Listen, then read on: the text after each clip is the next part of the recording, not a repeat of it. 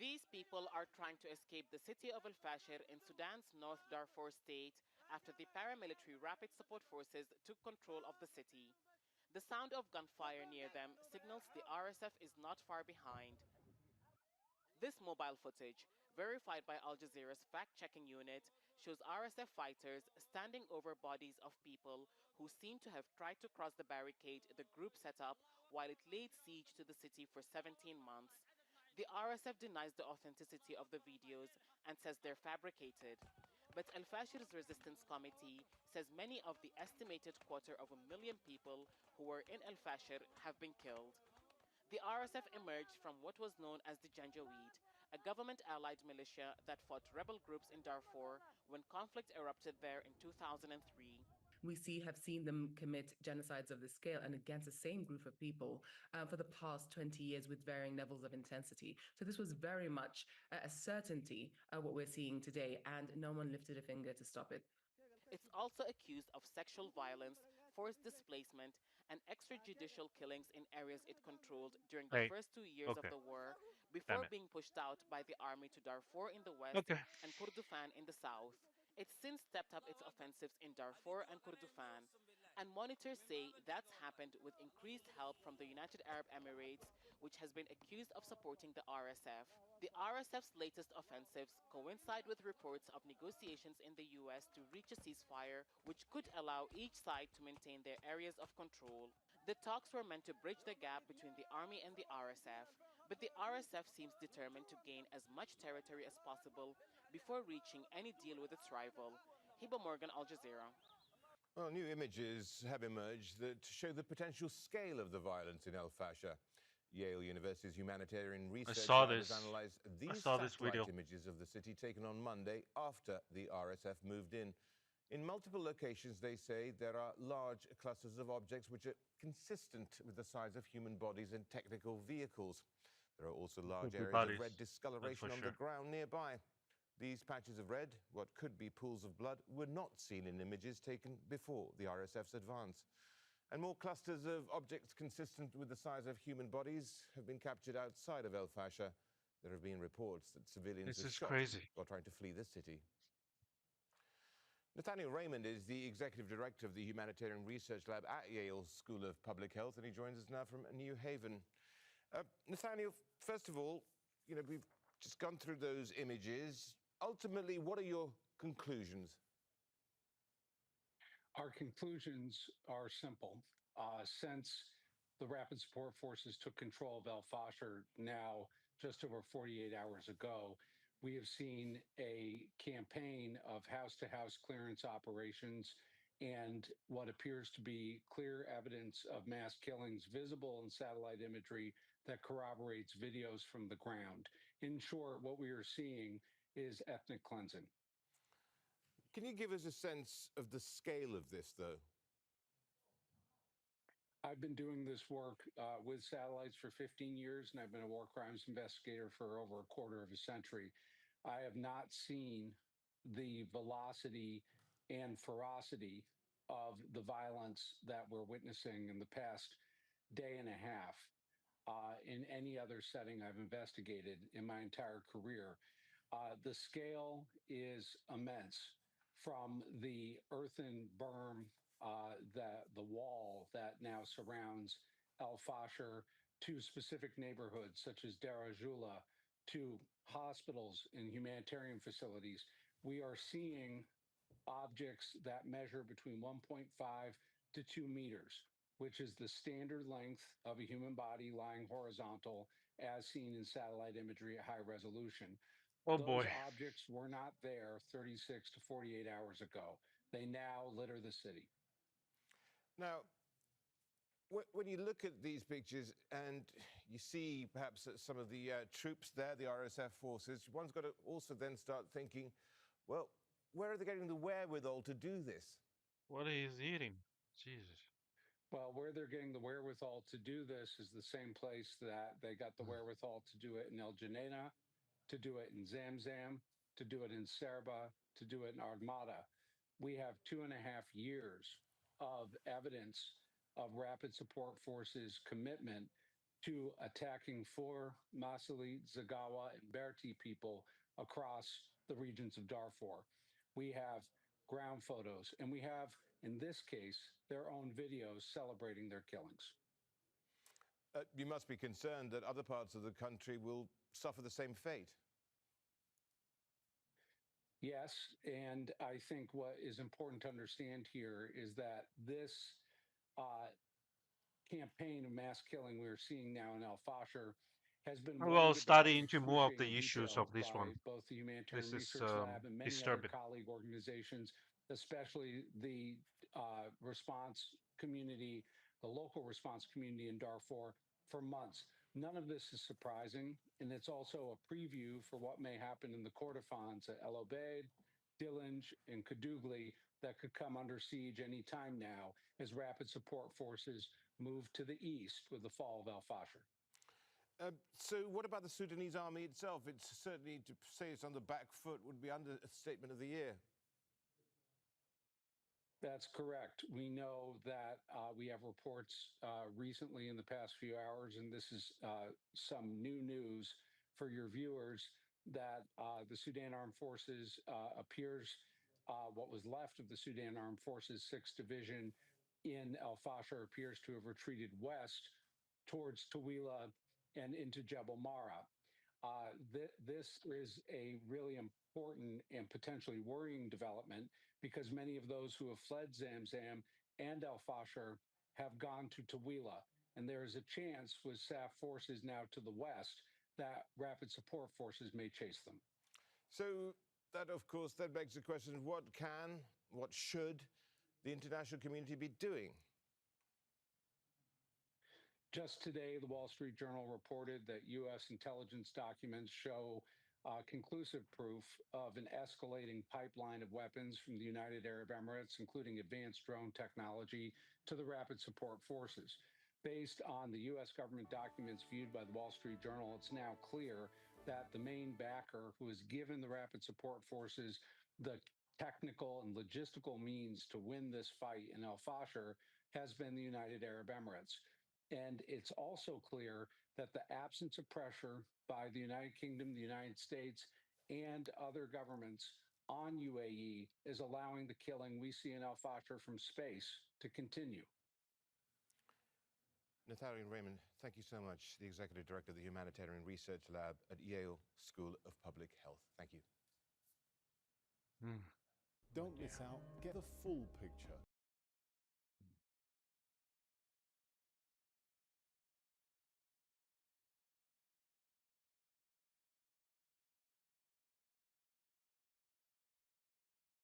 China is launching another rocket today. Shenzhou 21 Crew.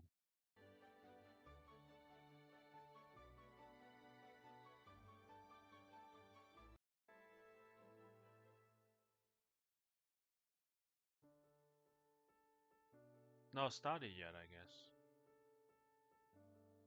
Oh well.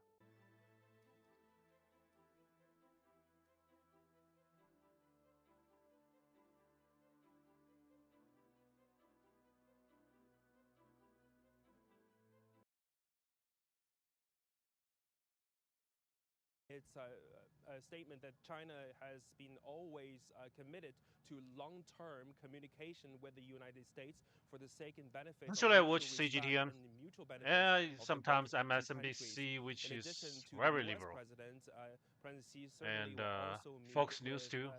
Korean ROK President Lee Jae-myung, and this is also the first meeting since President Lee took office. China has also attaches great importance to its neighboring countries, so certainly this state visit will also pave the way for the development of both two nations.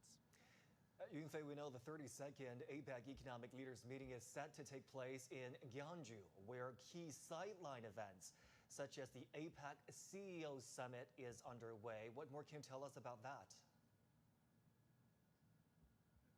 Well, Zhongshi, this airport is actually not far from Gwangju. This is basically 1 hour Busan. drive from Gwangju, and that is the place where It's the host city of the APEC this year. It's also a beautiful Asian city. So certainly leaders of the Asia Pacific will gather at Gyeongju to attend the event. President Xi is expecting to deliver an important speech at the event, and we're expecting to see China's new commitment to the development of the dynamic Asia Pacific. Now underway, as you mentioned, is the APEC CEO Summit. Certainly a lot of the people at the summit mentioned about how artificial intelligence can further boost the technology. It has become a very popular, let's say, a new theme for this year's APEC, especially when it comes to the CEO Summit. Also, from China's perspective, China has also attached its importance to the development of technology, especially in the 15th five-year plan. So certainly this is also a great opportunity for China to emerge into the world and for China to once again propose a new commitment to the development in the dynamic region. Back to you. All right. Thanks so much, Yunfei, for that update. As we mentioned just now, the APEC CEO Summit is underway in Gyeongju. Throughout the week, business leaders, innovators, and senior economic leaders will tackle issues from emerging industries to sustainability and global trade. Huang Fei reports from Gyeongju. From artificial intelligence to clean energy and digital transformation, this year's APEC CEO Summit is shaping the future of trade, technology, and sustainability. Economic leaders are exploring how to harness new technologies and build more resilient supply chains. They'll also exchange insights on helping small businesses and the future generation. Organizers say behind the big ideas are hands-on projects with real-world impact. There are hundreds of projects built on technical issues. So, for example, how do you increase the productivity of a farm? What can we learn from each other? How do you implement new technologies? How are you using it? And people learn from that and they appreciate it. But the biggest spotlight will be the trade relations between China and the US. Both sides have expressed cautious optimism after months of trade talks. Some businesses say they are confident in overcoming policy barriers. There's some problems in geopolitics. Hello, Real Cage. How are you doing? But what we should do is to make better tools, better models or algorithms, also better chips. We are doing better. In my opinion, we should. Before coming to my live, though, you are the first one. Very cloudy and the only one. Yesterday, but look at the sunshine today. That's exactly what I'm expecting. All this clearing of the uncertainty. Known as a museum without walls, Gyeongju provides a vivid link between past and future. Here, centuries of history intersect with innovation in digital tech, clean energy, and open trade. The path forward is multilateral. And as APEC's host next year, China aims to promote that vision. Huang Fei, CGTN, Gyeongju, Republic of Korea. Ahead of this year's APEC Economic Leaders meeting, CGTN's Mara Liu sat down with Eduardo Pedrosa in his first year as Executive Director of the APEC Secretariat in Singapore. Pedrosa highlighted APEC's the meeting is not started yet, probably another half hour or something. Can help expand access nice to meet you too, Cage. Efficiency in public services.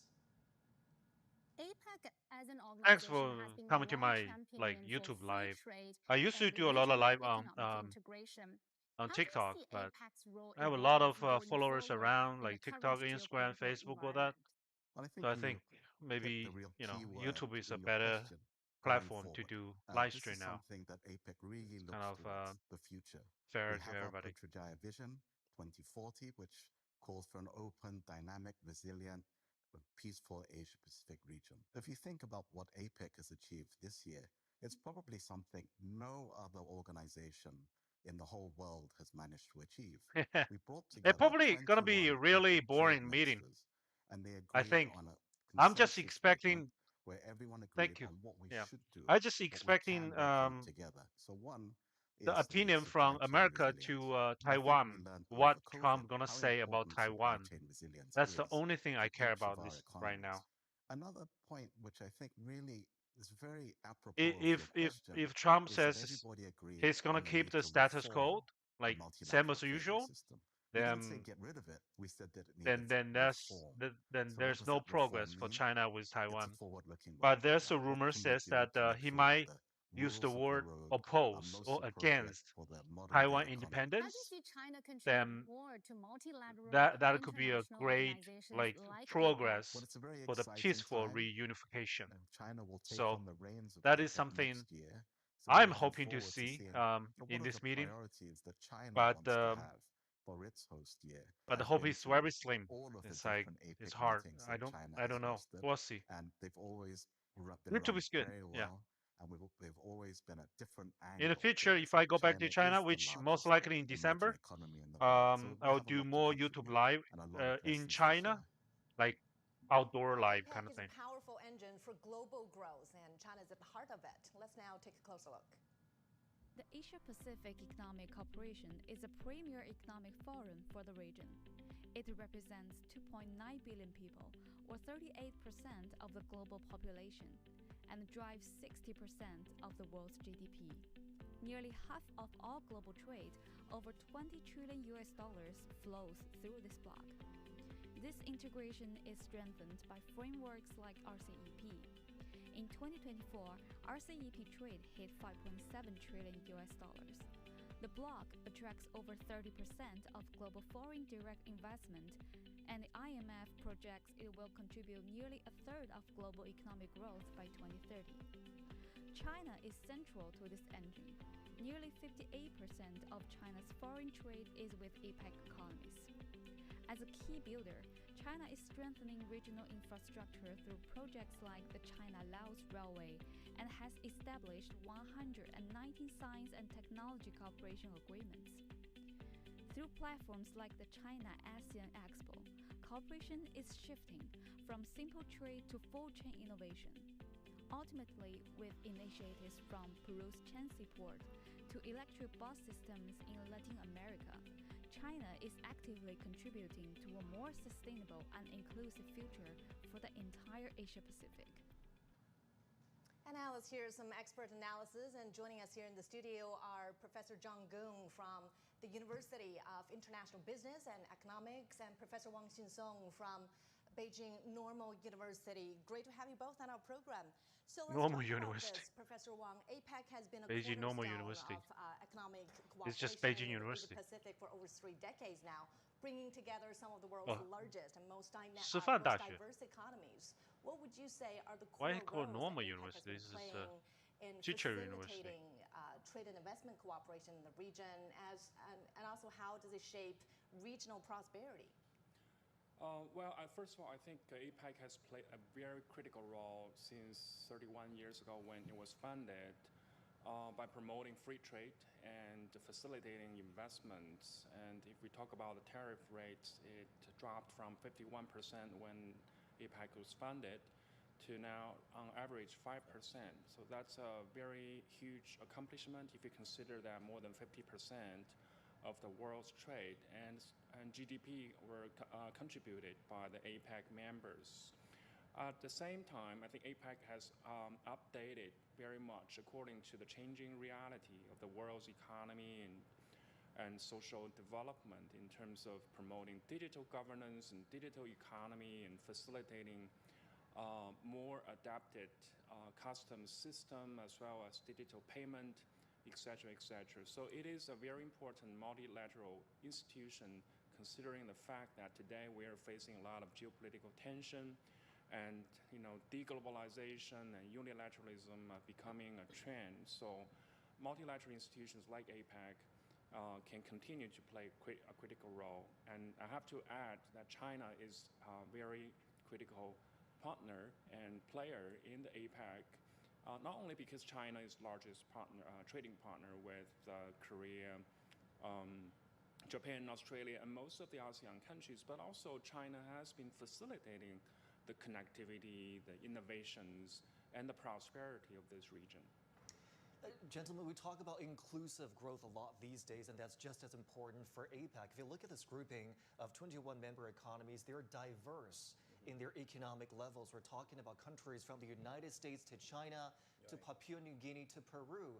How do we make sure that the voices and needs of bigger countries and smaller countries are represented and heard at the same time, Professor? Well, I guess that's the precise meaning of APEC. It is a organization consisting of a set of very diverse countries, and the primary function, in my view, is really building consensus on imperative agendas, political issues, and move together. I think it's a very unique platform in that you have these countries from totally different backgrounds, but nevertheless can still sit down together and build consensus on political agendas, on other economic issues, stuff like that. For example, this year we're focused on connectivity, right? Building resilient supply chain networks. AI is another emerging popular topic these days. There are strategies and policies that need to be developed towards that direction, and this is a very good platform to discuss these things and build consensus among these countries. Now, this year's APEC meeting is focusing on the theme of building a sustainable tomorrow, and 3 pillars we are looking at. They are connect, innovate, and prosper. Right. In practical terms, what kind of outcomes or initiatives would signal a success of this meeting, and especially in terms of balancing these 3 pillars? Well, I think I will just talk about connect pillar. This is an important issue because the APEC is mostly or primarily concerned with trade issues. It's the most important probably among the agendas in the past. And this time, Connect is really about building resilient networks and also reforming the international organizations related to governance of trade. And I think this is a good place for the major trading partners, the global major trading partners, which many of them actually within the APEC region, to come to some consensus as to what's the next step of reforms at WTO and other international organizations related to trade and investment flows. And I think this could be potentially an important step towards that direction. Yeah. Professor Wang, let me pick your brain on another pillar, the pillar of innovate. Where artificial intelligence has taken center stage. Are you concerned about the digital divides impacting individual countries' capabilities to apply artificial intelligence to the best of their abilities in their economic development? I'm not concerned about AI taking people's jobs. Then there's no social benefits for the people who lost their jobs. Members of the APEC, we're talking Which about a wide array this will happening of really countries soon. in terms of socio-economic statuses. The And system so we has to have, be followed up with all AI the powers technologies. Like United States, like China, ROK, Japan, and so forth. But we also have countries, smaller countries, that are still struggling in catching up with the digital literacy and facilities and devices, equipments, and all that in terms of AI development.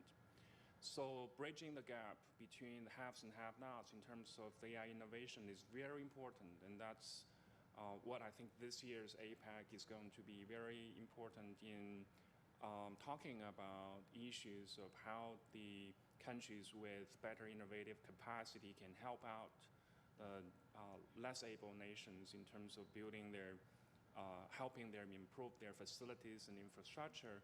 But more importantly, I think institutional capacity is also very important.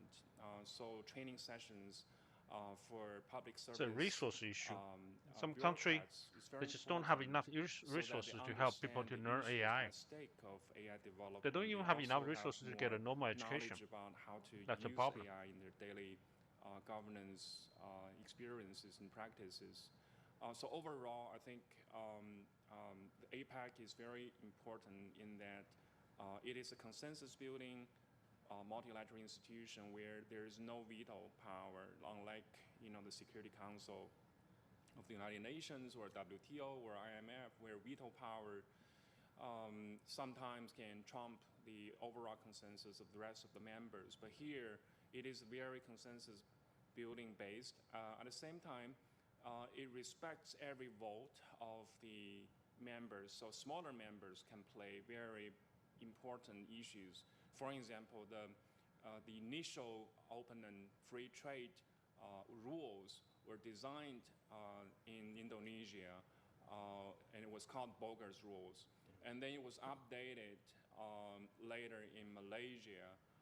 So you can tell that smaller countries and powers usually are not able to play very critical roles in global affairs. But here at APEC, everybody's equal. All right, gentlemen, appreciate your insight and your expertise. Do stay with us on our special coverage. We're going to head for a short break now. Stay with us.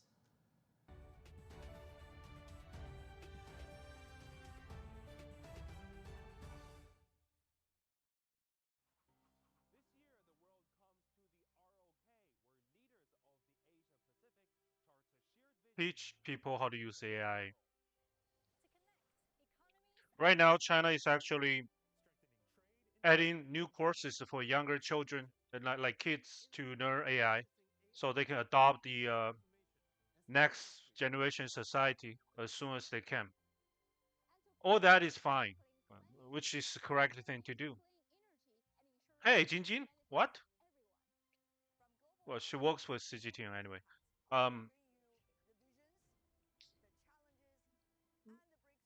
The problem is a lot of jobs being taken by AI already in China. So we have a lot of young people cannot find a job like the unemployment rate in the younger generation is like fresh grad from college is very high right now.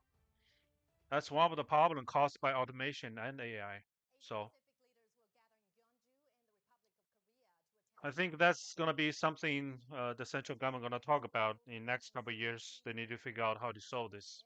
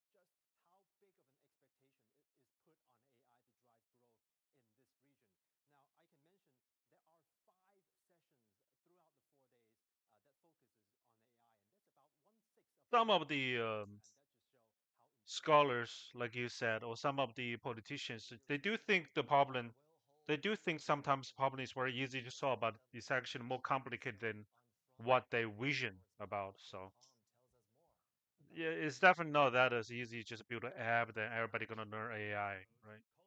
A lot of places don't even have 5G station, cell towers or that, so they can't even access to internet. You can't expecting them to learn AI.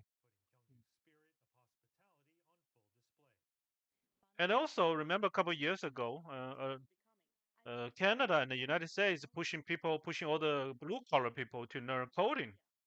Now, now it's useless. Now, nobody need any entry level coder anymore, because all the entry level coders are already replaced by AI. Even for some senior people learn AI right now, it's useless for them. I mean, they should know what it is, but um, like my mom learned how to use AI just to make some pictures. That's about it. That's good for her.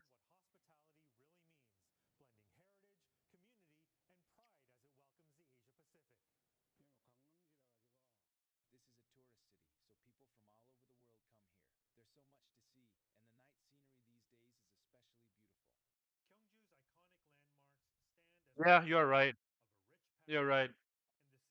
Paige, I don't know where you come from, but the thing is, if you're from America or North America or Canada, one of the reason, well, since you are only one here, one of the reason a lot of parents from China like to immigrate to Canada or United States is because the education in China is way too competitive. It's not just the student compete with each other, the teacher compete with each other, the school compete with each other. It become a business. The school need a good teacher. The good teacher will have good students, and the student have to perform well, so that the teacher will look good. A teacher will get promoted, or a teacher will, get a better position in the school or in the education bureau, and the school will look good and get better students, all that kind of stuff. So it has become business. So that's why the competition in China for education is crazy right now. A lot of parents cannot take it anymore, so they, the kids go back to home, and elementary kids go back to home and spend another 2-3 hours doing homework. It's too much. So a lot of them, if they have money, they immigrate into Canada. They're not even aiming to get a green card or something. They just want their kids to grow in a less competitive environment. It's kind of good. It's kind of bad. Obviously, you might academically wise, you might not as competitive as those kids grow up in China, but you might have a better like a mental health.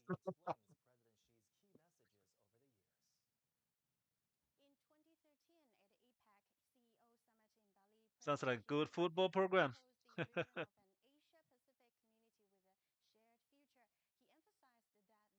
It's very like when I was in high school. My hair, I was like 16, but my hair is all white because of stress. I started like from like 7 a.m. to 10 p.m. Then I go to my dorm. I study another 2 hours, then go to bed at 12 every day.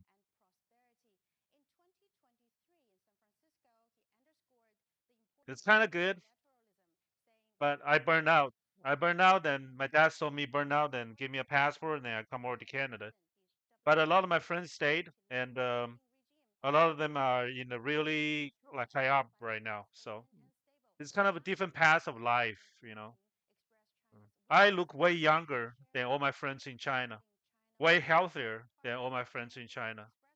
But they are in a higher position and they have really good salaries, incomes, all that kind of stuff.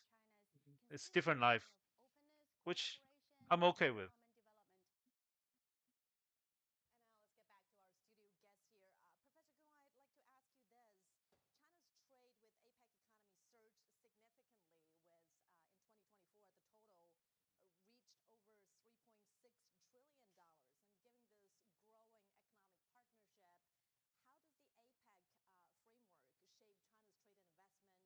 True, you're right.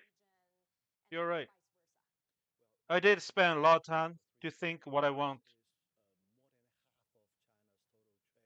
You know, and Canada is a good place too. I think U.S. is a good place too. It's just it's just not so safe. Whenever I go to the states, I go to Seattle or that kind of place, I just don't feel safe. I go to Walmart, I always feel like somebody gonna shoot me. It's the mindset is just it annoys me.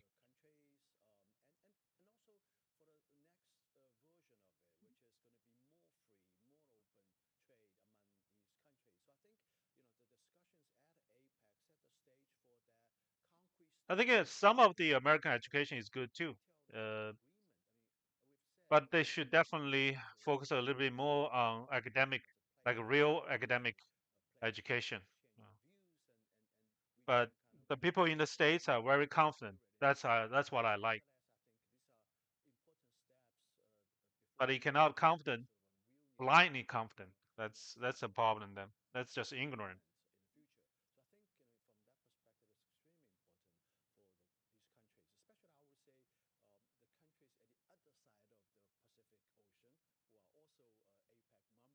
Where are you from, Cage? If you don't mind. Oh, there you go. Let's go.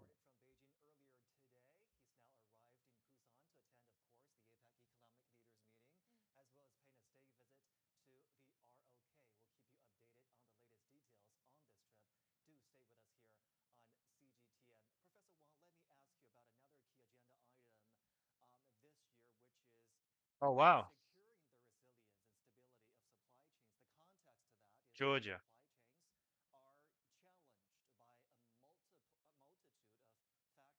Well, this is almost Eastern. It's like what, 8 p.m. for you?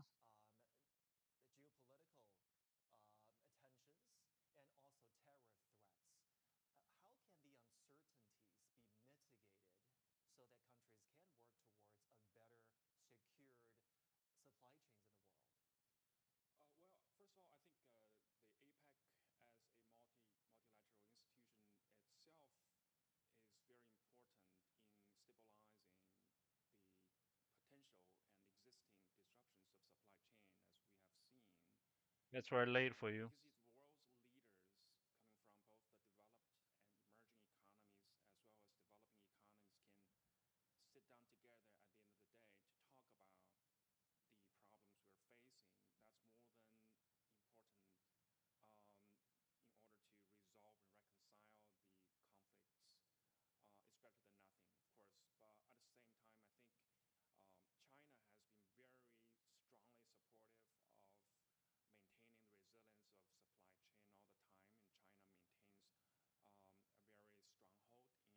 When talk about Georgia, I only know Ray Charles.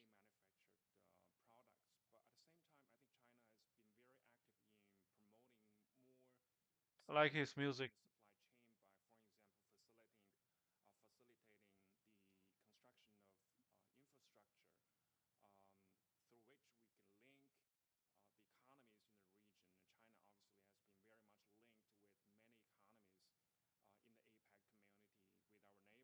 James Brown? Yeah.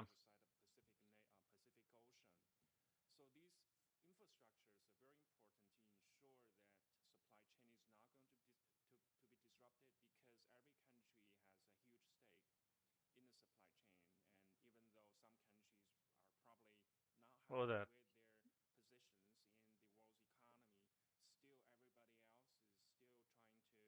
He passed away from Georgia, Atlanta. That's what it is. He's born from South Carolina.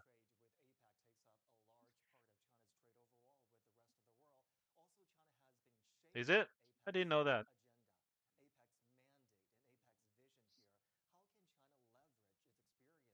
Yeah, everything is slowed down. So that's like I live in Vancouver, right? And the Vancouver they call themselves the Hollywood of North. So a lot of movies shot in like Netflix TV shows shot in Vancouver too. Also like Deadpool, all that kind of stuff. Lucifer, all that kind of stuff shot in Vancouver too. But everything's slowed down now. A lot of Chinese actors in China that don't have job too. A lot of them job losses. The entertainment business is taking a hit right now for some reason.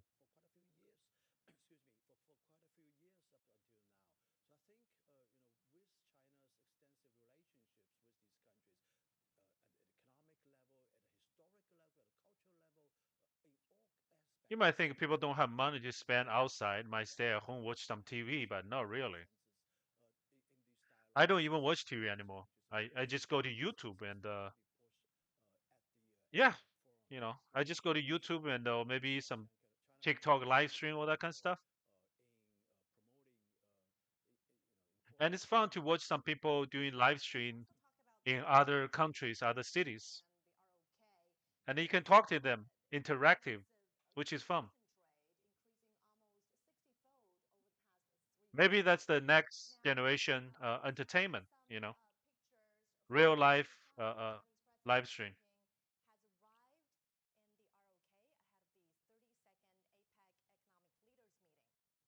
Oh my God, she just fly from Beijing to Korea, Busan, which is 3 hours, then go to that meeting, then go home. People probably not gonna stay in Korea today.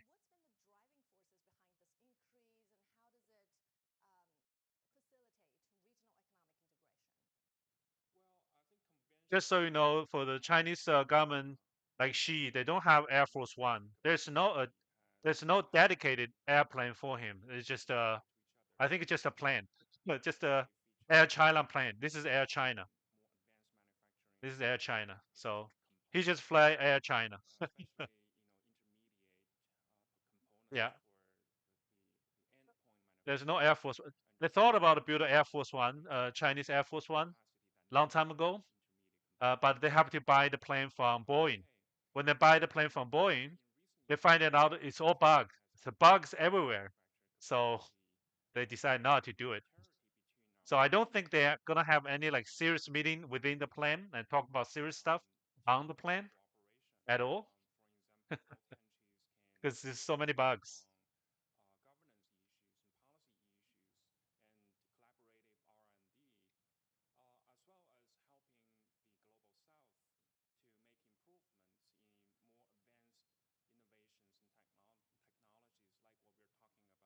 Yeah, this is just Air China regular commercial airplane. It's from Boeing. It's a Boeing 737, I think. Yeah. So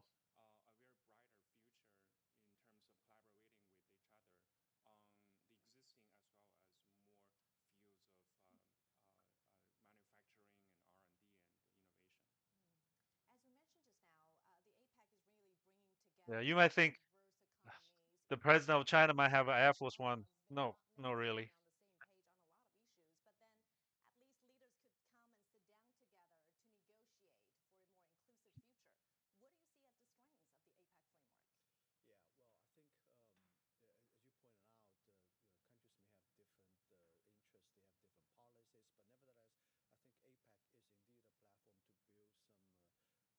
Oh, this is 747. Sorry, this is 747.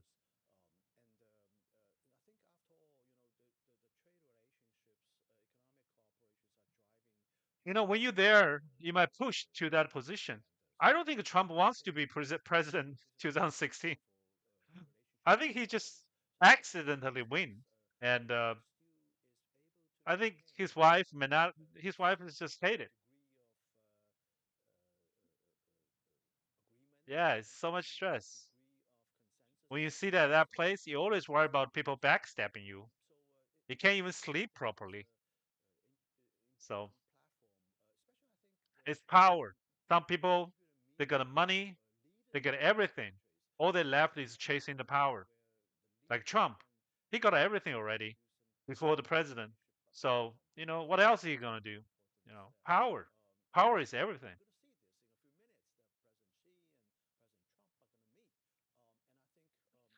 Yep. True. True.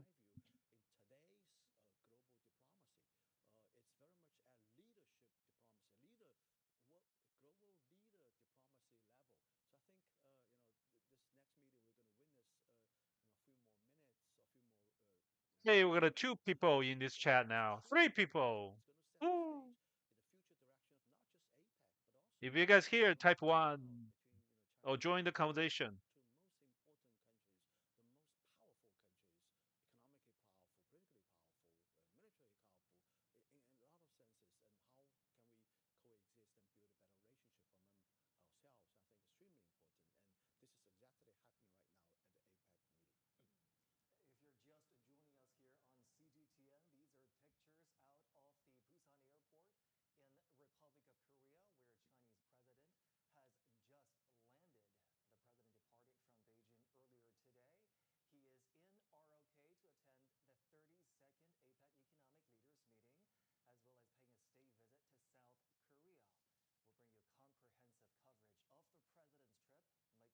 He was going to meet Carney. I know most of my audience here are Americans, but I live in Canada. I need a Carney to make a deal with Xi. The Canadian economic is in the toilet right now. It's really bad.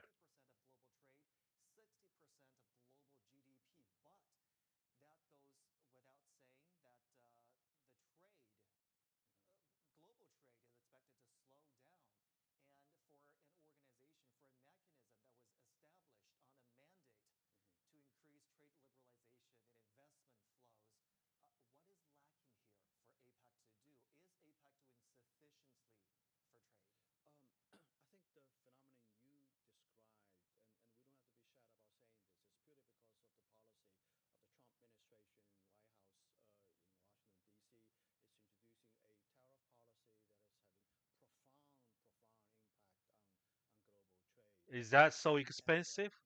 The beef in Atlanta or Georgia? I couple of my I wouldn't say my rich friend, but they are wealthy friend went to Seattle. They say everything is so expensive, it's ridiculous.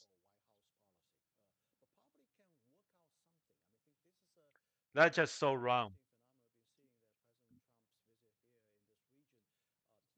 Well, I used to buy steak. Now I'm back to like a ground beef, and even ground beef is sometimes a little bit expensive for me. Then I went to ground pork. So in Canada it's getting expensive too, but I think in the States it's more.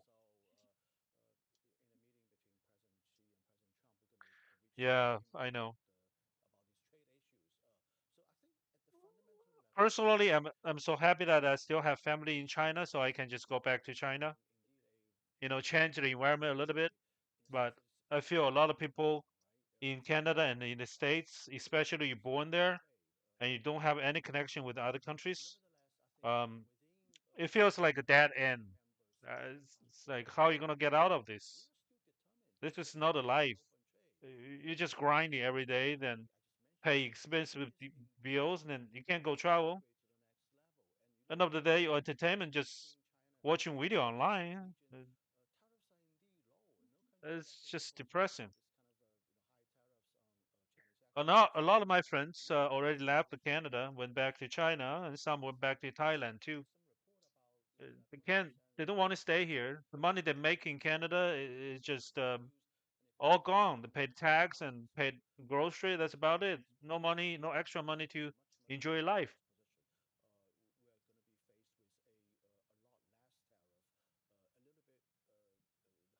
Costa Rica is nice, man.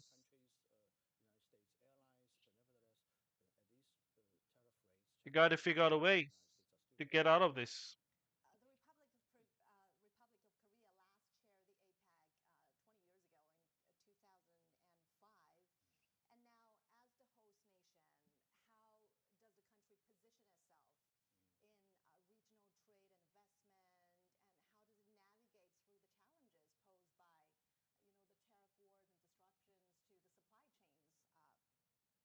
I do understand that because I was watching an interview of Zora Mandani about the New York taxi drivers because their medallion, basically their license for taxi are so expensive, and a lot of taxi drivers taking a lot of debt.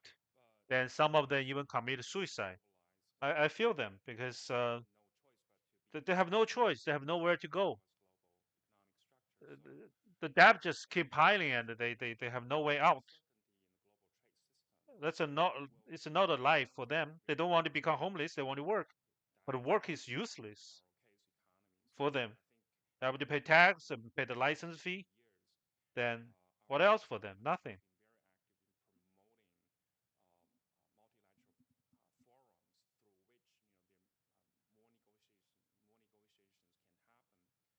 Yeah.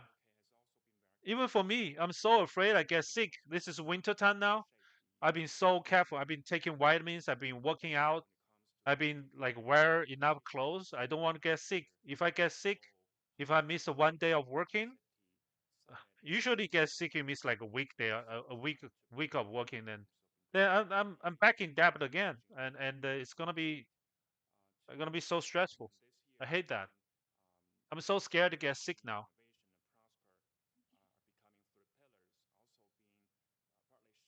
Which is, when you think about it, it's so depressing.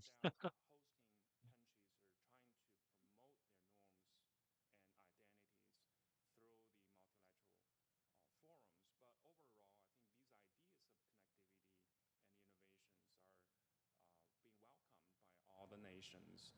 Speaking of the interconnectivity of trade within the community Yeah, I of just APEC, turned on the I volume think a little bit.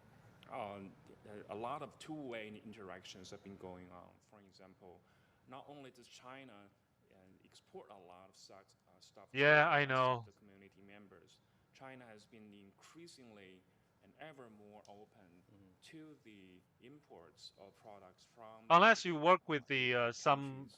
like So WCB, overall, I think the we call it two-way like a work interactions compensate between or many of something, the members within the work community compensate program is or very something like that. important Is If you get injured on construction site, you might claim some insurance, the trade unless system your contractor insured you. If not, then you're screwed. The economy of this region needs some stabilizing forces like China, ROK, and other governments. Let's talk about the host city, the ROK.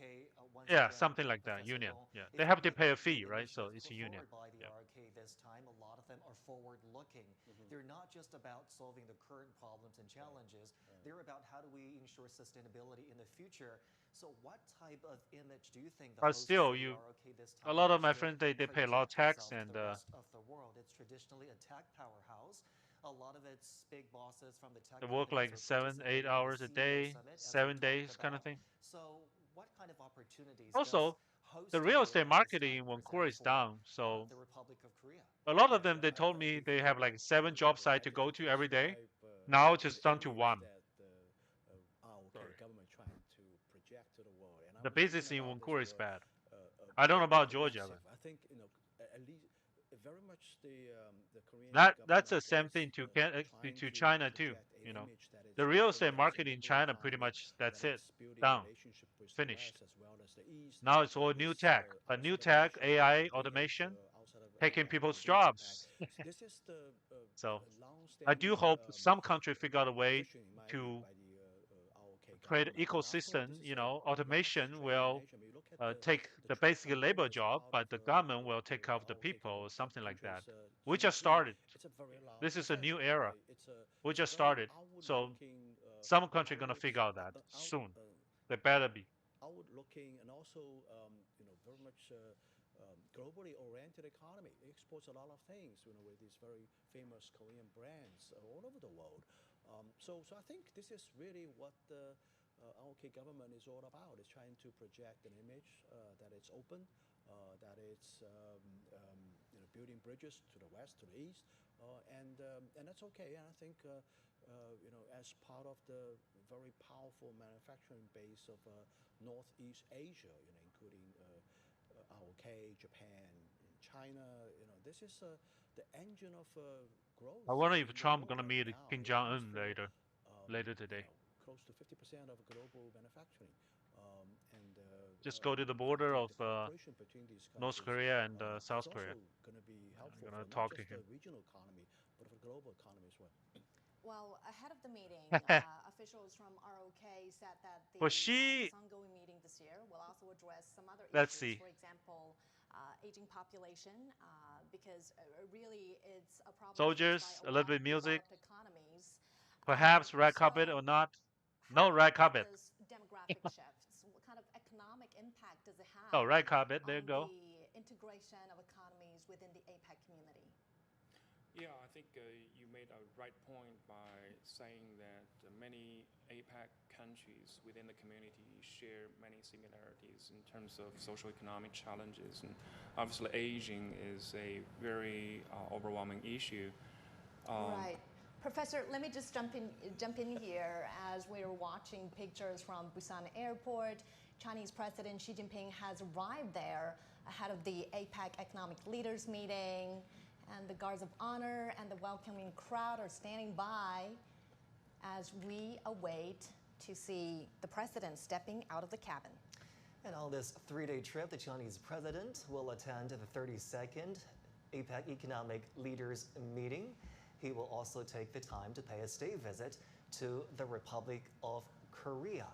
There's about 20,000 troops the Republic of North Korea Korea is troops preparing in to host Ukraine world right now. leaders from the Asia-Pacific Economic Cooperation from Friday to Saturday.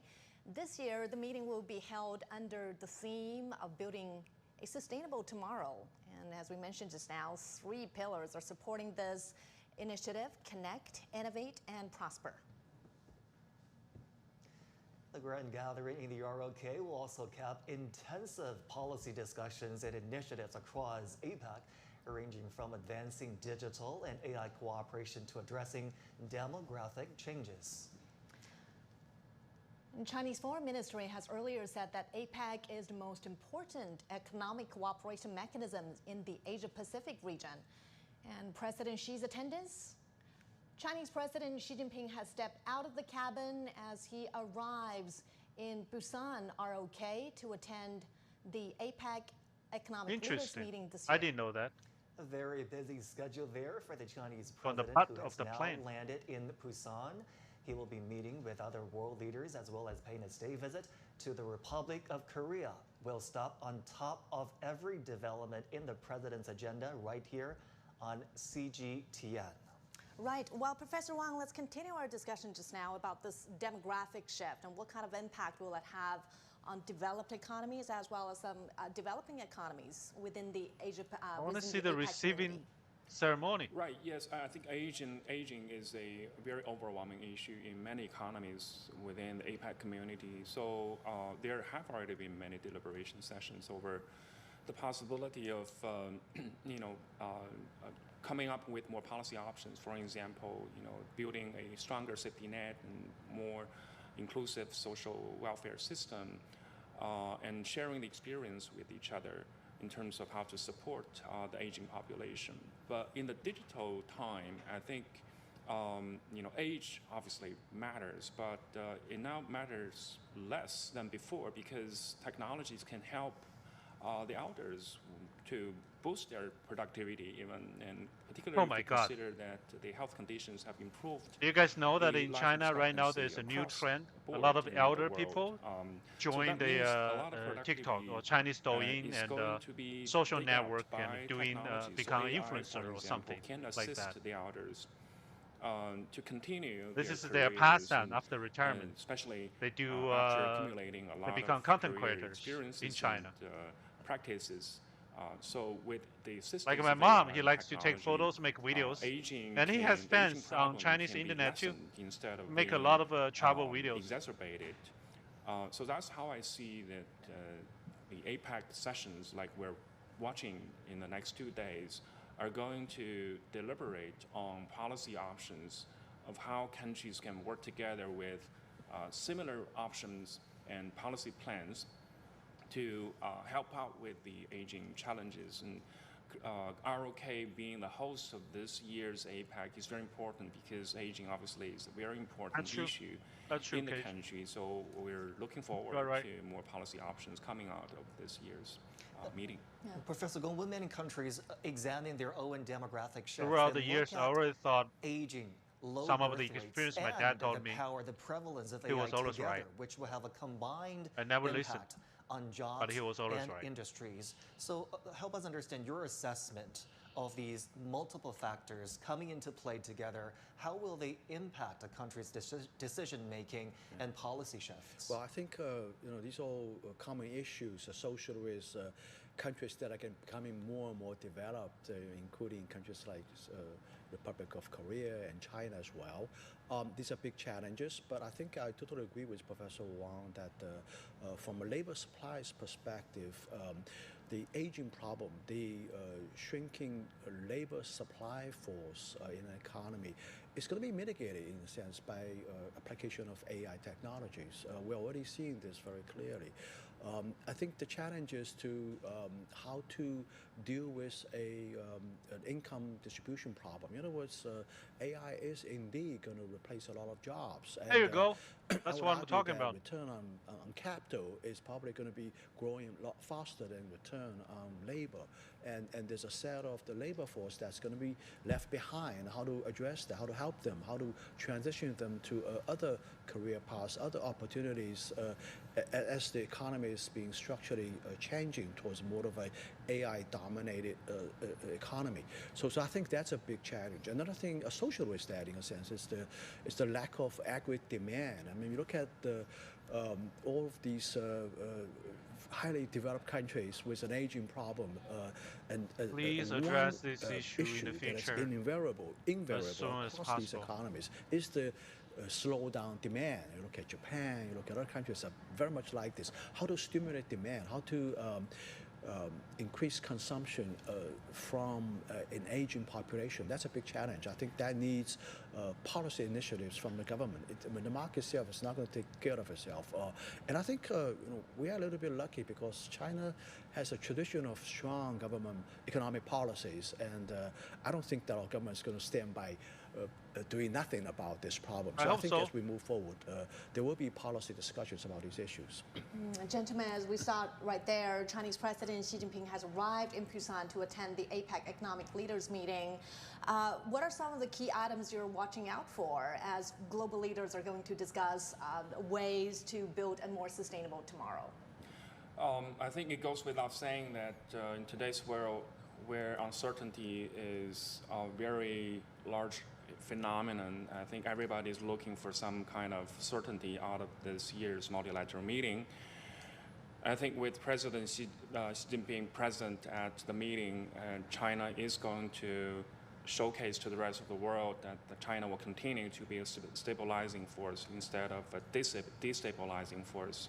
China will continue to play a critical role in facilitating, promoting supply chain stability, in facilitating free and open trade, and after all, in promoting globalization, because that's what most of the countries in the world are still in need for their development and prosperity. Professor Gong, your thoughts on this also? Well, my focus would be laser focused on the meeting between the two presidents. I think this is the most important meeting, the most consequential meeting as we move into the new era. I think this relationship is indeed going to be very different from the relationship during this President intellectual Trump's first discourse. administration. You can, noticeably see that Washington's the policy Fox has News been not changing going to talk about compared this to kind of stuff. the I don't Trump's think first so. administration. They're going to talk And about I'm starting like to see some China bad or conciliatory that kind of stuff. voices Trade, from Washington. Trump And I win, think indeed China President Trump's kneel, approach to China is something indeed like quite conciliatory.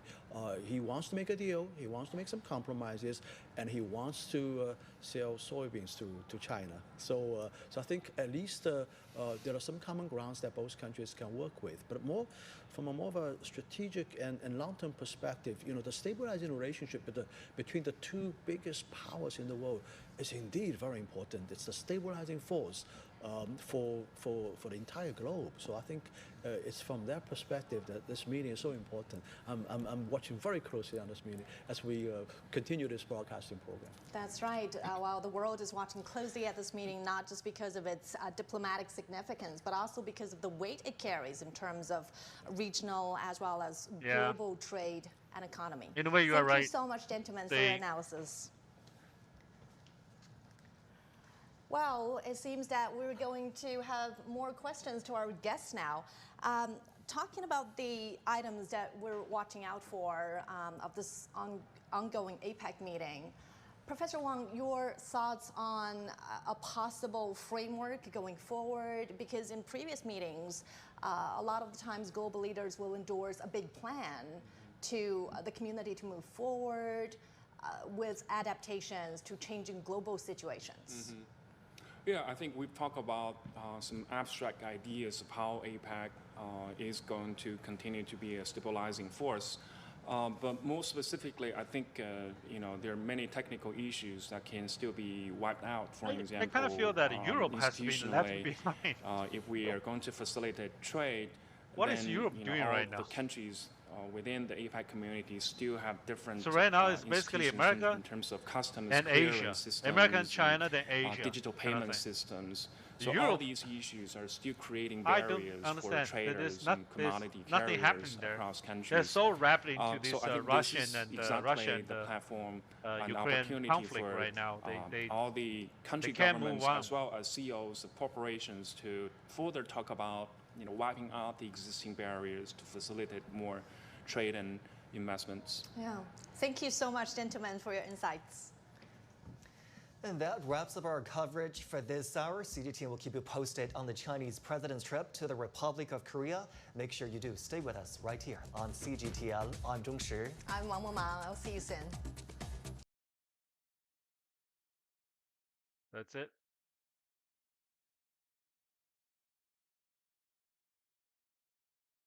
I thought they're gonna just go straight to the meeting, I guess.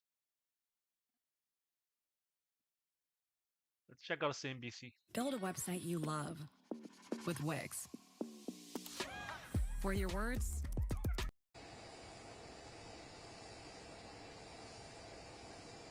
there you go.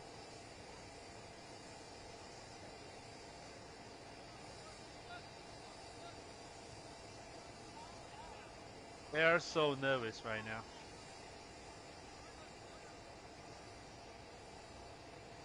I think Kim Jong-un is not happy about what's happening right now because she didn't attend his the 85-year Independence Day of North Korea, and the central government only sent a premier to there, and he's not happy about it because he came over for the Chinese anti-Japanese like Sino the World War II anti-fascist parade in September the 3rd.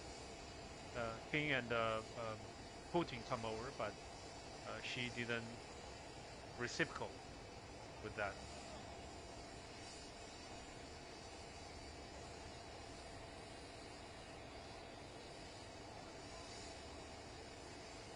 Yeah, I think.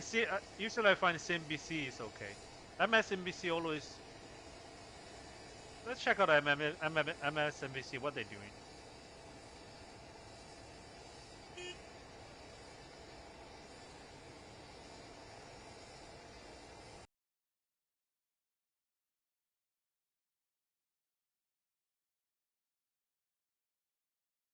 Maybe Fox News. I want to check out Fox News.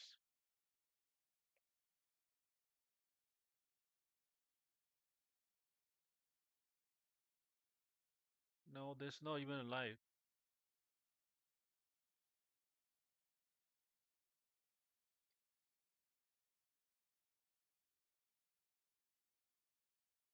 AP, Fox Business is not coming. So they're waiting for the meeting to start. So that's okay.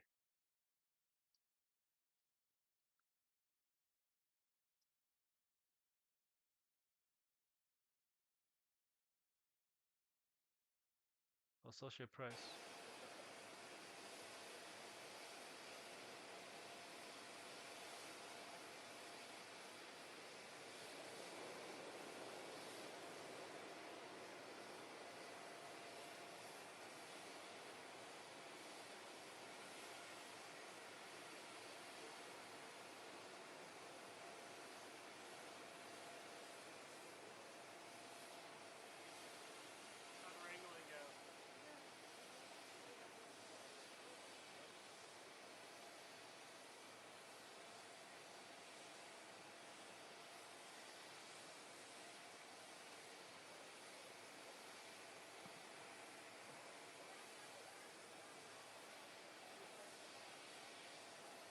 I see what you mean.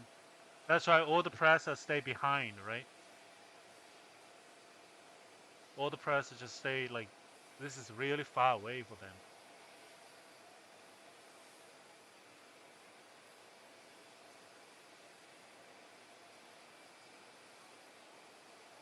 They're probably gonna wait till like, you know, when the meeting actually starts.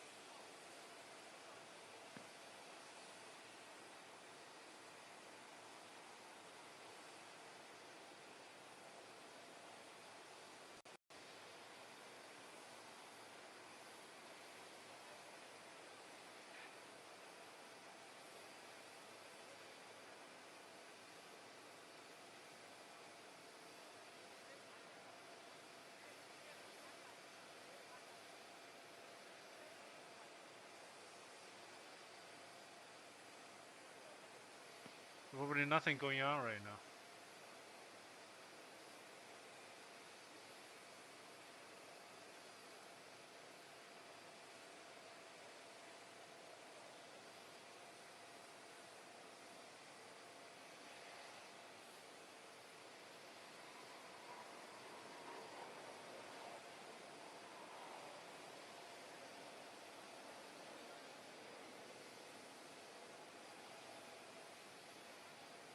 China has dog festival where you can buy animal dogs. Ah, Jesus.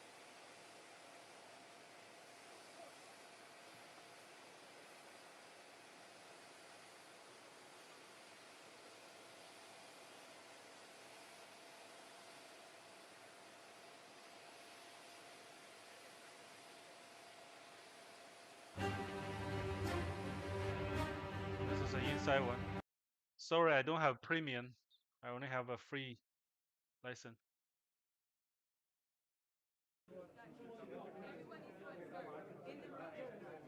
They're so nervous.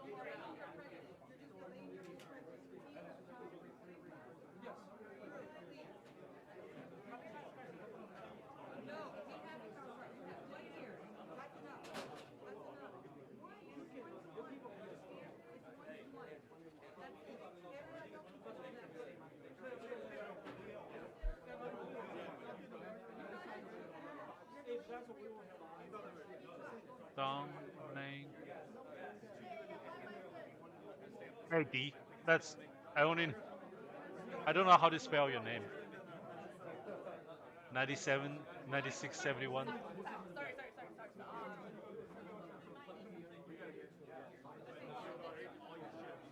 Yeah, you are right. Probably the press, everybody's just gonna get the same feed.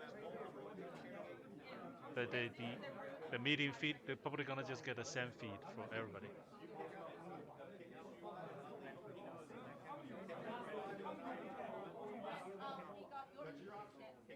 The thing is, the rare earth is a chokehold, right? The chip for China, although China need chip from United States, but the thing is, within about 5 years, the Chinese chip manufacturer will achieve whatever the level they need. So it's just a matter of time. But 5 years for United States to redevelop rare earth refinery is almost impossible. There's just way too many issues in refine rare earths, pollutions, the technology, everything, electricity, infrastructure, all that. You can't do that within 5 years. There's no way. But for whoever listening here right now, I do believe the Chinese government want the United States government or Trump to affirm that United States is oppose the independence of Taiwan. The usual wording is the United States want to keep the status quo right now, as it is right now, the peaceful strait kind of thing. But as far as I know, the Chinese government want U.S. to change their tone to oppose the independence of Taiwan, then to kill the dream of those Taiwan separatists. I'll call them separatists. So they don't want to. They just so that for China can make a move, not militarily, can push for peaceful reunification.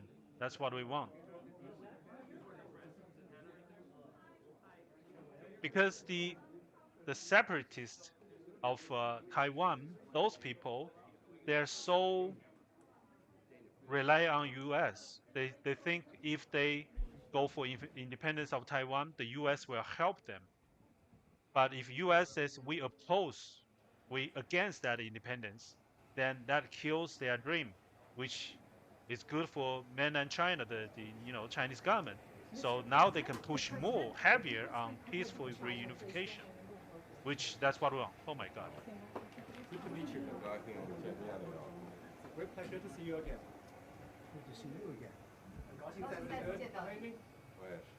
Me too. And we're going to have a very successful meeting, I have no doubt. But he's a very tough negotiator. That's not good. We know each other well. Mr. President, do you plan to sign a trade deal today? Could be. I think we'll have a great understanding.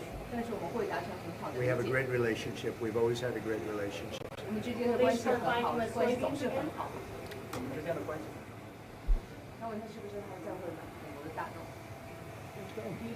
you discuss Taiwan, sir? Do you know she speaks English, but why there's two translators? Thank you very much, everybody.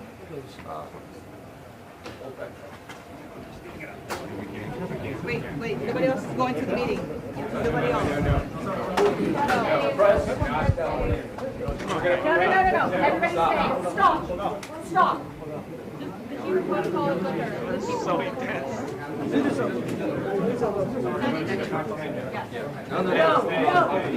Stay. Stop.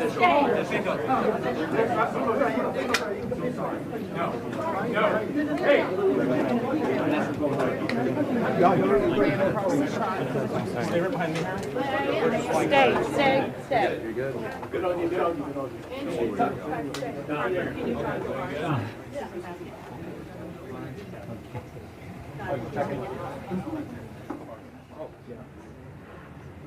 We have other antics. Let's see.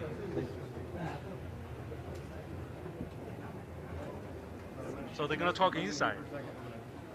They're probably just gonna where is agree. you something, dropped then your come sticks? out. Good. You're good? You want me to make this whole? Good job. How are you? Who knows?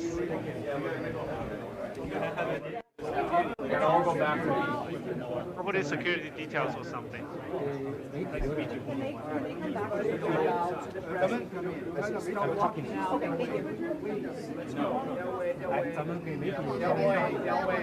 Open up. Nope, This nope, way. that way. For the press. That way. The press used to come in this way. You don't. Hold on, guys. I don't think we're going to take any questions right now. Even if they come out, maybe Trump will answer a couple questions. I think Xi will just make a deal and go home. I think that's what you should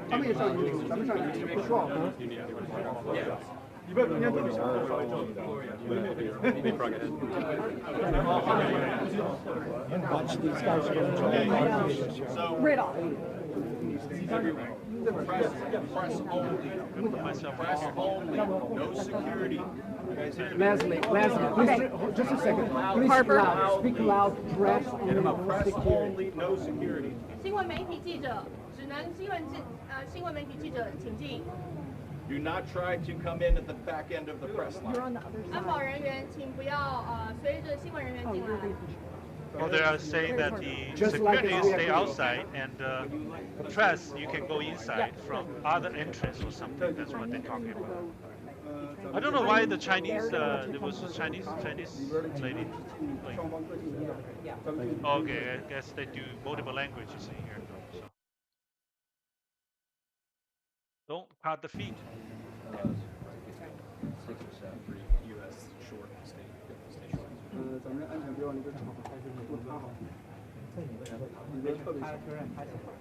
There's so many safety details. All the guys who have this white earphone, the earplug in their face. It's like I can see there's like 5 or 6 of them over there. These guys, now they're going. Gentlemen,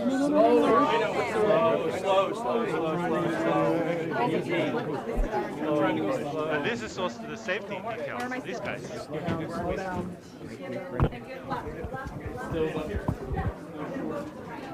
This guy. Hey.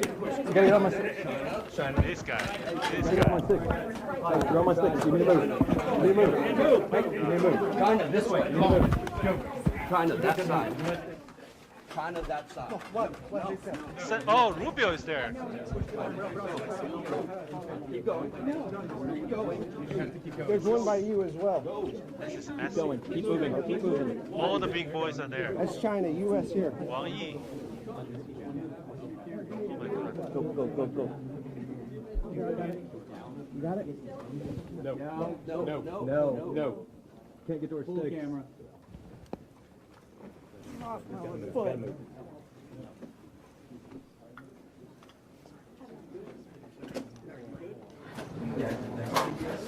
Yes.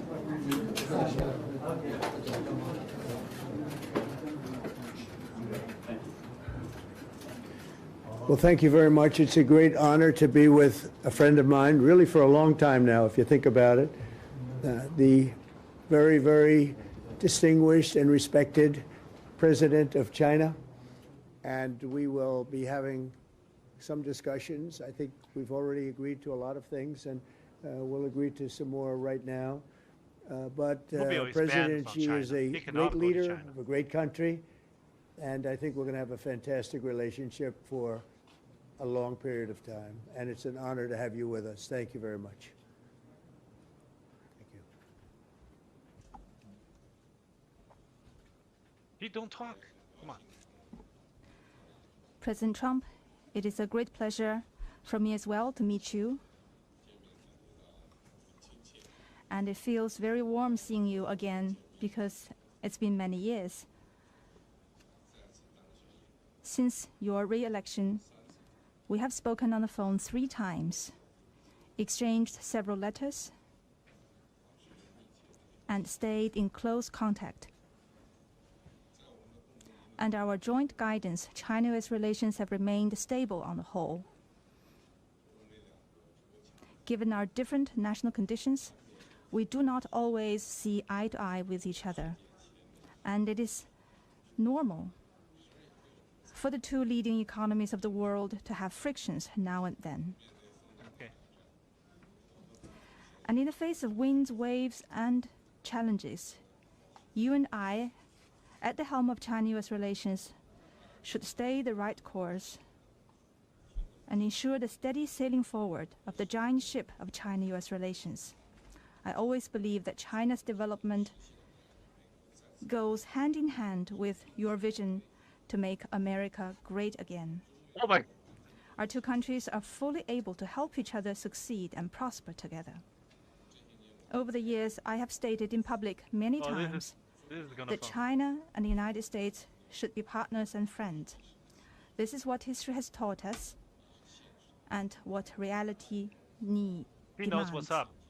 He knows how to a few days play ago, his card, in the and latest round of consultation, play into the our Trump 2 make economic America and trade great again teams kind of thing. reached basic So, consensus he on prepared addressing our the respective major concerns speech, and of made course, but- encouraging progress. But This he understands provided the the necessary personality of conditions for our what meeting Trump today. wants. Mr. President, I am ready to continue working with you to build a solid foundation for China-US relations and create a sound atmosphere for the development of both countries. Mr. President, you care a lot about world peace, and you are very enthusiastic about settling various regional hotspot issues. I appreciate your great contribution to the recent conclusion of the Gaza ceasefire agreement.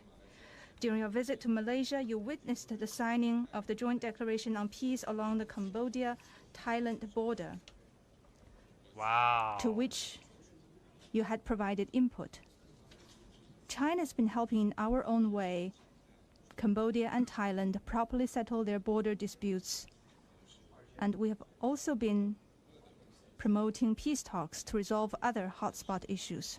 The world today is confronted with many tough problems. China and the US can jointly shoulder our responsibility as major countries and work together to accomplish more great and the concrete central things government for of the China good of do our 2 understand the countries and the personality whole of Trump. world. I look forward to Give him enough exchanging praise in the views with beginning. you. Definitely gonna be. Trump must be really happy about it. Mr. President, why People did you are gonna change brag your about it when they nuclear go. plans? Why are you going to be doing more nuclear testing? Thank you very much, everybody. Thank Appreciate you. it. Thank you. What's up Thank with you the very new- much.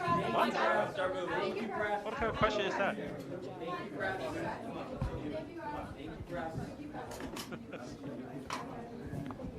So everybody been pushed out now? That's it? So they're gonna talk inside, right?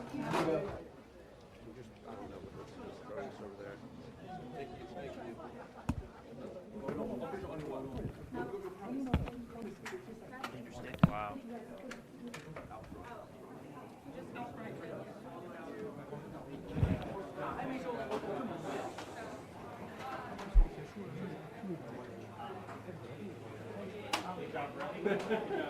Thank you, press. Thank you, press. Thank you, press. Good stuff. I survived. Oh well. I guess we'll come back later. Why are you going to be doing more nuclear testing? What nuclear testing he was talking about? Do you guys know? Mr. President, the President of the People's Republic of China. They just replay. Good to meet you. They're probably gonna come back later. Great pleasure to see you again. Probably You know, they already talk about the framework, the details, most of the details of the deal. So. And we're going to have a very successful meeting, I have no Probably doubt. going to just talk a little bit and sign. But he's a very tough negotiator. That's not good. We know each other well. Yeah, I guess so. I guess so. Mr. President, do you plan to sign? I'll be here if you guys Could be. want to take off, take off. I think we have. I'll be here. We'll have a great understanding. We have a great relationship. We've always had a great relationship. Please certify from a soybean. I don't know why she has two translators. Will you discuss Taiwan, sir? Which way? Thank you very much, Evan.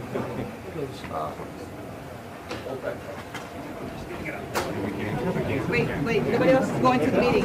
Nobody else. We have got to the point where literally anybody can build a fully working app without knowing how to code. This is Base 44. This is a first look at the current industry-leading AI app builder, and you wouldn't believe the kind of apps that people are... That's China, U.S. here. Go.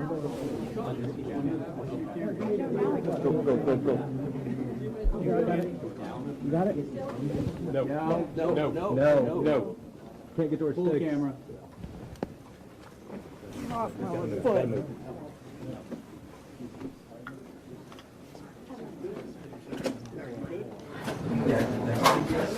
Yes.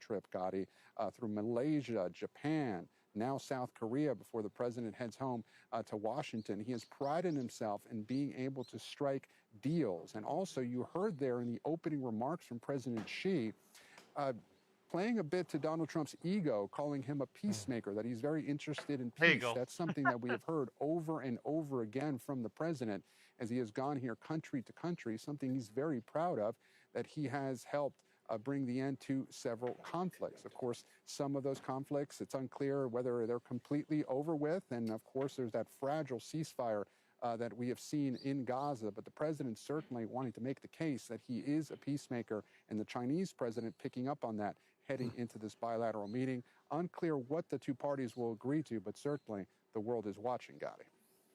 Yeah, I mean, Xi Jinping called President Trump a peacemaker, effectively, and was also talking about how he sees the United States and China as potential friends and partners in this ship of their relations. You know, in the Chinese attitude, we always see America as a friend.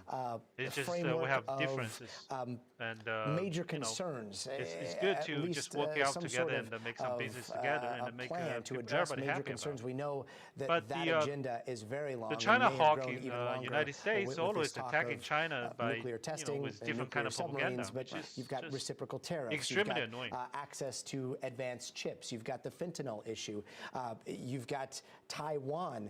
Do you think that there's going to be enough time in this first bilateral meeting here within the next hour or 2 hours to get through this list of major concerns? Well, look, the President Trump, he did tease that some of these issues have been discussed heading into this meeting. That the Chinese and American delegations had already discussed this beforehand.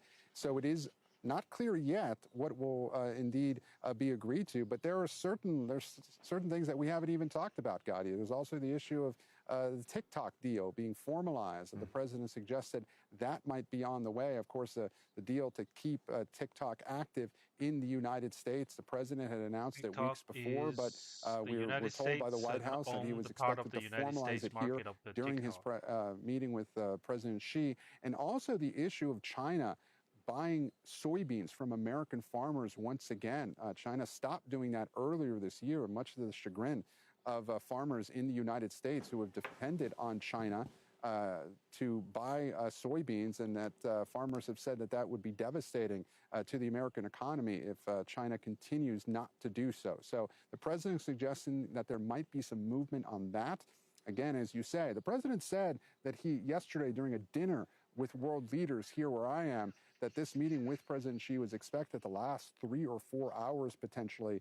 Not clear, though, from today's schedule whether it will last that long, but that's something that we'll have to stay tuned and see what indeed is agreed upon and how long this bilateral meeting lasts, Scotty. That we will. Gabe Gutierrez, stick with us here. I want to turn now to NBC News senior business correspondent Christine Romans. Christine, I'm sure you're watching this as well and wondering what is the first thing that they're going to be discussing in there.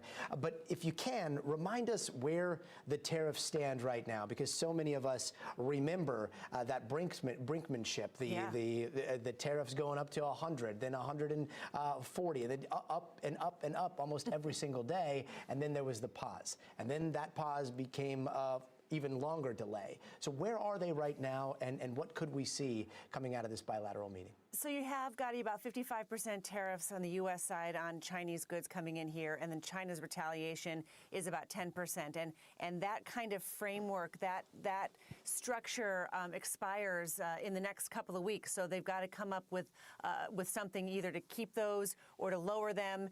And so that is an important part of this whole discussion here.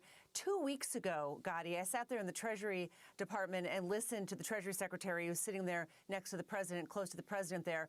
I listened to the Treasury Secretary actually just lambast the Chinese delegation for not holding up their end of the bargain in prior rounds of negotiations. So just in the past couple of weeks, you saw this relationship really sour. I think success tonight, in the morning there, would definitely be getting this relationship back on track. These two largest, the two biggest economies in the world, and there's some ways they can do that. We've seen that there may have be some cargoes of soybeans that have been bought by the Chinese. That's a gesture of goodwill. That could be seen as a success on the U.S. side. And if you get the Chinese to move forward some of these new export controls they want to put on these really important rare earth minerals, that could buy some more time for this relationship to improve a little bit, to maybe lower some of the heat on some of these tariffs and not put any new ones on. 2 weeks ago, the president said he was going to put 100% tariffs on top of China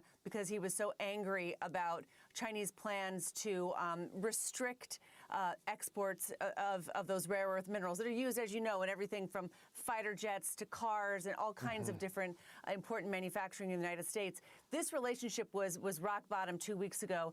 It looks as though they think that they're going to have some deliverables to get back on track here today. The deal is not. Yeah, it's hard to make the Chinese anything as simple as a battery without the supply chain of China. Military Look, there is the easy wins that dominate headlines, and then there is the top of the list, what we really want here. What do you think is going to be top of the list for China, and what do you think is top of the list for the United States? Is it going to be Chinese access to advanced chips? Is it going to be these rare earth minerals? What are they going to wait till the end to try to negotiate and bring back? Yeah, those rare earths, and I think the Chinese flexing its muscle on rare earths recently shows that each side is trying to really project power. And I also think that statement from the president about resuming testing of America's nuclear arsenal, that is also meant to show power. So you've got two world superpowers, each trying to show just how strong they are. I think some of the easier wins could be the Chinese putting more restrictions on the basic materials that you use, for fentanyl. The president is very, very serious about those chemicals not being allowed to come into the United States so easily. There could be some progress on that. But on the rare earths and on access to high-end U.S. chips, those are some of the thornier issues for sure. I do want to ask also about what you think the markets are going to do tomorrow. I mean, we saw that zigzagging when the tariff war was in full effect and the one-upsmanship was happening. And then there was this 90-day pause that was delayed further and further and further. And things have kind of normalized when it comes to the markets. But given what we've seen so far, it seems as though they've both been pretty optimistic going in here. What could we see from the markets tomorrow? You know, the stock markets are at record highs, and they've had an incredible year. Even with all of this drama since so-called Liberation Day, remember back in April, and since April they're up 20 and 30% depending on what average you're looking at. So they are priced for perfection. So they want to see, investors do want to see that this relationship is back on track, that we're not where we were 2 weeks ago with threats of 100% more tariffs and the potential for restrictions of important rare earths into the United States. I mean, that's really important that there be stability in this relationship, and then the market, continues on its path of least resistance. Frankly, ebullient over all this AI spending for the moment. So, price for perfection, which means if there's disappointment, that would be tough for investors. On both sides. Christine Romans, thank you so much, and we hope you stick around with us as well. Let's bring in NBC News senior White House correspondent Garrett Haake, who is also out in South Korea, in Seoul, South Korea. Hey there, Garrett. I mean, I'm sure you were watching some of that bilateral, the part that we were allowed to watch, and now the actual negotiation starts there, but quite the lead up. We had two announcements involving at least nuclear weapons and nuclear submarines. The president taking to social media to basically say that the United States will start testing nuclear arsenal again here in the United States potentially. And but just before that, South Korea may be allowed to pursue nuclear submarines. I know you've been covering this visit to South Korea. First off, I want to ask, how has that been received in South Korea, that news that they may be able to pursue a South Korean nuclear-powered submarine? Yep. If South Korea allowed to have well, I don't know that it's totally nuclear filtered subs down or that here yet this morning. They're gonna in South anger Korea, the where folks North are Korea just waking people. up. But South Korean shipbuilding that part is expertise actually was very part of the dangerous. reason that the president wanted to The come to this only reason to try military this alliance region to try to of kind Chinese have ramp is up those China relationships. and North Korea. It appears that South Korean If submarine North Korea will be built at an American doing shipyard in war Philadelphia with South Korea, by a South Korean company. by It's that agreement kind with of, China, sort of China need to help North cross-pollination of Korea. expertise that the That's U.S. brings really to this problematic. region. I That don't is even something worry that about China, frankly, Taiwan. doesn't Taiwan, have. that's it. The It's allies done. that we have that essentially surround China What's worried about in me is Eastern more Asia. like And World I War think III there's is also perhaps North got to be Korea a and little South bit of Korea. element of gamesmanship here by President Trump to introduce something like that South Korean submarine deal and these comments about nuclear testing. The White House has provided no additional information about what the president was referring to. Is he talking about the weapons themselves? Is he talking about the delivery systems? For more than an hour now since that initial post, Yeah, I think since about it the almost like North Korea helped athletes Russia trying to sort of with psych each other the out before a big Ukraine game. war. The president So if really looks North at all Korea of these things as very somehow personal decided to elements of strike diplomacy, and South that's Korea, why I bring that up. Russia will the help way them. he thinks about this is the leader-to-leader engagement. He yep. sees diplomacy as a agree. one man looking another man, usually a man in his that's world, so bad. in the eye and trying to make They the are better so deal. unstable. And he sees Chinese President Xi as a worthy adversary, as a worthy competitor. He talked about that, a tough deal maker, as Gabe pointed out. One of the highest compliments that President Trump could give. And so I do think there's a little bit of posturing, like perhaps two fighters at the weigh-in before a big fight, to use a combat sports metaphor, something that the president appreciates, that plays into the dynamic that we're seeing with the folks sitting down around the table. I'll just point out that despite all that posturing, the folks who are in the room with the president suggest to me this will still be an economic focused discussion. He has his trade representative, his secretaries of commerce and treasury. Susie Wiles, notably the only woman in the room for either delegation, the chief of staff, his closest advisor, and of course Marco Rubio, Secretary of State and National Security Advisor, a dual-hatted role. But it's those experts in trade and commerce that make me think that despite the posturing, that'll still be the focus, and I think the White House hopes the big takeaway when this meeting concludes. Yeah, and we're looking forward to seeing what happened in that room. That's going to conclude our live coverage of President Trump's meeting with Chinese leader Xi Jinping. We're going to have more ahead right here on NBC News Now, online at NBCNews.com, and a full wrap-up on today. I'm Gotti Schwartz. Good night, and thank you for watching. Okay, guys. I NBC's guess that's Jesse it. Kirsch is I'll standing wait by at for a relief site the in announcement, then I'll Let's come start back with and meteorologist Bill maybe I'll Cairns, who's been make tracking a Melissa conclusion in or real commentary time. later for it, Bill, and, the Bahamas are facing the brunt of it right that's now. They, Can you they're walk us probably through the just going to come out conditions later, that maybe we're an seeing hour or as we two, speak? and Yeah, Gotti, we just got the new update do in from the some National announcement. Hurricane So Center. after that, I will make some video tomorrow, and we can talk about it. We don't have to wait for 2 hours for this kind of stuff.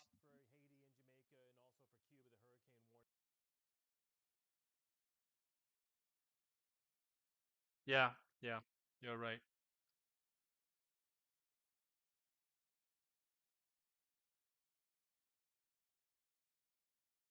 Hey, Kate. Thanks for coming to my live, and thanks for sitting through the entire coverage. Thank you.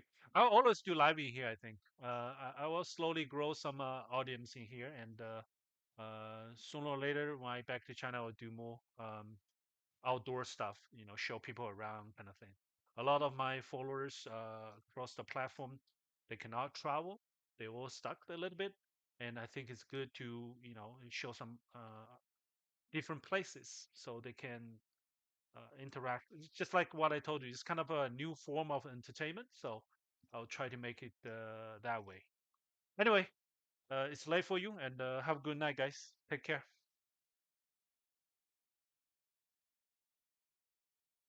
Take care, man.